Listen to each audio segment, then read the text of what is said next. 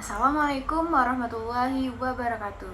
Selamat pagi semua. Hari ini kita akan membahas mengenai teks editorial.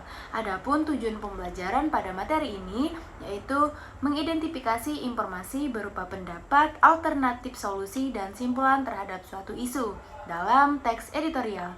Yang kedua, menyeleksi ragam informasi sebagai bahan teks editorial baik secara lisan maupun tulisan. Ada yang tahu tidak apa itu teks editorial?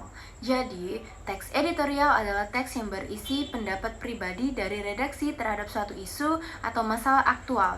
Artinya, teks editorial ini mengangkat masalah yang sedang hangat diperbincangkan, seperti masalah politik, masalah sosial, maupun masalah ekonomi. Perlu kamu ingat ya, bahwa teks editorial ini berbeda dengan teks opini.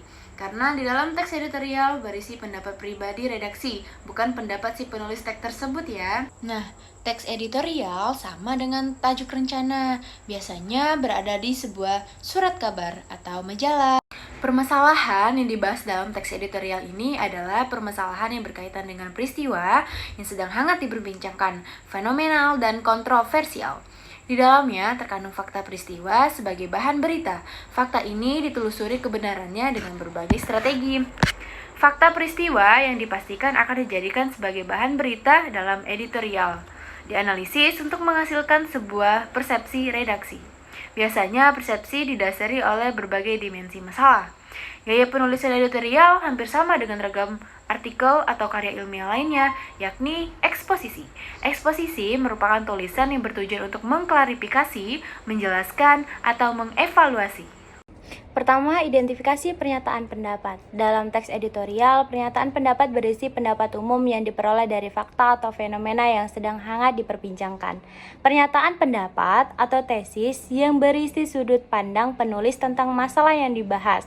Biasanya, tesis merupakan teori yang diperkuat dengan argumen. Argumentasi berupa alasan atau bukti yang digunakan untuk memperkuat pernyataan umum atau data hasil penelitian, pernyataan para ahli maupun fakta-fakta berdasarkan referensi yang dapat dipercaya. Untuk mengidentifikasi atau mengenali pernyataan pendapat dalam sebuah teks editorial, silakan baca dan perhatikan kutipan teks editorial berikut. Judul pelayanan rumah sakit dan mutu kesehatan harus ditingkatkan di tahun lalu. Ada sekitar 269 pengaduan tentang minimnya pelayanan kesehatan di berbagai rumah sakit di Indonesia. Jumlah itu pun yang dilaporkan dan diterima di Kemenkes. Yang belum dilaporkan tentunya lebih banyak lagi. Salah satu hal yang menjadikan mutu pelayanan dokter kurang memuaskan ialah soal penanganan terhadap pasien. Dokter banyak yang belum bisa mengetahui penyakit pasien yang sebenarnya, sehingga kadang obat yang diberikan tidak tepat. Seharusnya pemerintah terutama bidang kesehatan selalu memperbaharui atau meningkatkan mutu para dokter di seluruh Indonesia secara berkala. Hal itu bertujuan agar pelayanan kesehatan masyarakat dapat berhubungan dengan baik. Yang dibicarakan oleh kutipan tersebut adalah pengaduan tentang minimnya pelayanan kesehatan di berbagai rumah sakit di Indonesia ini. Merupakan isu yang diangkat oleh editor yang menjadi pikiran dan buah pemikiran penulisnya. Berdasarkan fakta dan fenomena yang sedang terjadi saat itu yang diangkat untuk pembaca teks editorial, sehingga dapat diketahui pernyataan pendapat penulis editorial akan mengangkat isu apa dalam tulisannya. Yang kedua, identifikasi alternatif solusi. Alternatif solusi adalah sebuah solusi yang sangat alternatif untuk dikemukakan, yang paling mudah untuk disampaikan kepada audiens, untuk mencari jalan keluar atau titik terang dari masalah yang dihadapi penulis mengenai editorial yang ditulisnya. Untuk mengidentifikasi atau mengenali solusi alternatif dalam sebuah teks editorial, silahkan baca dan perhatikan kutipan teks editorial berikut. Pelayanan rumah sakit dan mutu kesehatan harus ditingkatkan. Di tahun lalu, ada sekitar 269 pengaduan tentang minimnya pelayanan kesehatan di berbagai rumah sakit di Indonesia. Jumlah itu pun yang dilaporkan dan diterima di Kemenkes. Yang belum dilaporkan tentunya lebih banyak lagi. Salah satu hal yang menjadikan mutu pelayanan dokter kurang memuaskan ialah soal penanganan terhadap pasien dokter. Banyak yang belum bisa mengetahui penyakit pasien yang sebenarnya, sehingga Kadang obat yang diberikan tidak tepat. Seharusnya pemerintah terutama bidang kesehatan selalu memperbaharui atau meningkatkan mutu para dokter di seluruh Indonesia secara berkala. Hal itu bertujuan agar pelayanan kesehatan masyarakat dapat berhubungan dengan baik. Pernyataan di atas seharusnya pemerintah terutama bidang kesehatan selalu memperbaharui atau meningkatkan mutu para dokter di seluruh Indonesia secara berkala. Jelas ditawarkan sebagai solusi alternatif oleh penulis di editorialnya. Untuk editorial utuh, maka alternatif solusi ini dapat juga berupa saran dan penulis terhadap masalah yang telah dituliskannya, sehingga bisa saja menyebarkan di seluruh paragraf atau konsisten di bagian akhir teks editorial. 3. Identifikasi kesimpulan dalam teks editorial. Terdapat cara untuk dapat mengenali kesimpulan, adapun cara untuk dapat menyimpulkan teks adalah sebagai berikut. Yang pertama, langkah pertama dalam membuat kesimpulan tentu saja kamu harus membaca teks asli untuk dapat mengetahui kesan, umum serta maksud dari penulis atau pengarang. Setelah itu, barulah kamu tentukan kalimat utamanya.